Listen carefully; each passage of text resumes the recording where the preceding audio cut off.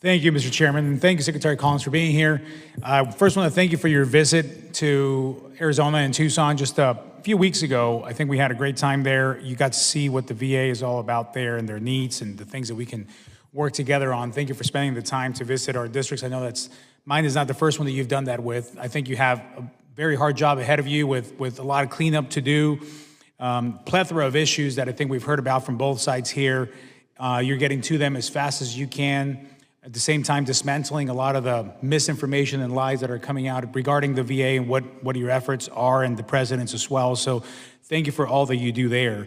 Now, I want to focus on the issue of veteran suicide, and you and I have talked about this. I know that's a passion of yours. During our meeting in March, and then again, your visit last in April, we discussed the Arizona Be Connected program that I mentioned, which serves my veterans with their mental health needs and works diligently to forward the goals of the VA suicide prevention strategy, and that was cut under the previous administration. I was and still am looking forward to working with you to find a solution to ensure our veterans, and particularly the ones in Arizona who benefit from this program, who have told me they personally rely on it for their mental health needs, continue to receive the assistance. Now, unfortunately, we don't have full clarity on the status and the future of the program. Now, I know that this is an important issue to you. It's your passion as well. And we did receive some information last night from the department in terms of some of our questions and the answers that you provided there, but still no real clarity there. So I want to talk a little bit on that.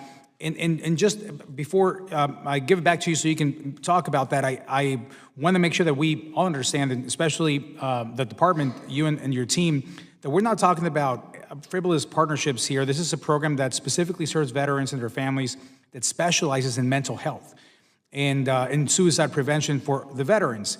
Because of the VA scandals a decade ago that resulted in the creation of this program, veteran suicide rates in Arizona were 3 to 4 times the national average, with 260 deaths estimated in 2024 alone. So this is a huge issue for Arizona, even more than in other states. So when I was told that the previous administration was canceling funding for suicide prevention services without communication or justification, what I hear is that I potentially have thousands of constituents in the highest caliber and need being left without care and without the support that we were promised. So I know you agree that veteran suicide is absolutely the last issue that should experience delays in communication and care. So can we commit together to work on this and maybe getting more clarity on the specific future of the program?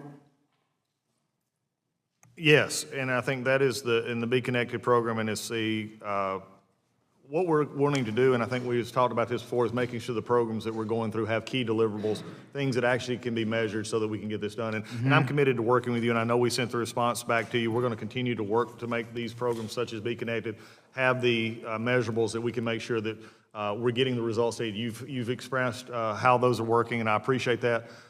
We also have to look at it as an overview program, how we're reaching out. And it may be something as we put more emphasis on and more accountability on that we can expand as we go forward. Yeah, I remember you mentioning how much money was being spent on suicide prevention, and the results overall of that investment weren't yielding the results that they should, based on the amount that is being there. This one is a public-private partnership.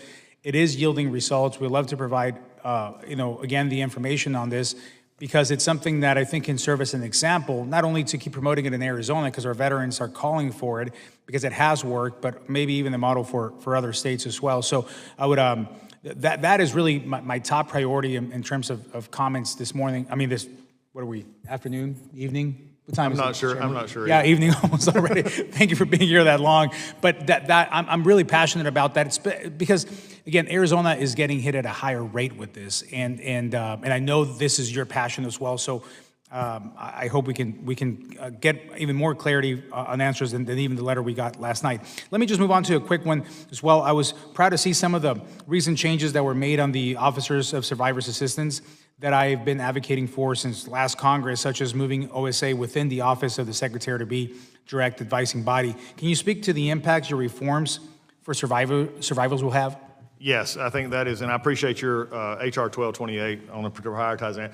We just went ahead and basically moved it. Look forward to you moving the legislation through. We went ahead and moved that back to the Secretary's office.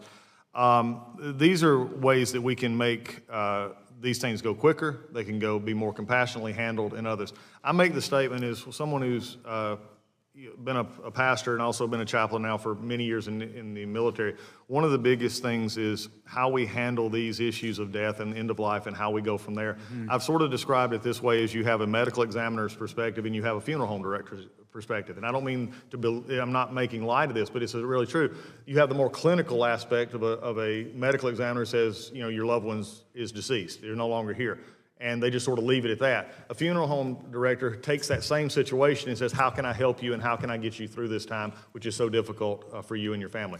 What my goal here is bringing this in as sort of the white glove survivor outreach item, is to make sure that we're giving them the due concern that they have in a time of trouble, in a time of need, but also doing it in a way that conforms to the law and conforms to the benefits that they've earned. So bringing it back into the office, setting this structure up, actually gives them the ability to feel needed, feel wanted, and feel heard, even if the answers that they may get are not what they expected. So, but we're making it here where it's less, what I think is less clinical and more compassionate. Excellent. Love to hear that. Again, thank you for all that you're doing for our veterans. It's been a little over 100 days, and I think that we're seeing this move in a very sharp, great direction.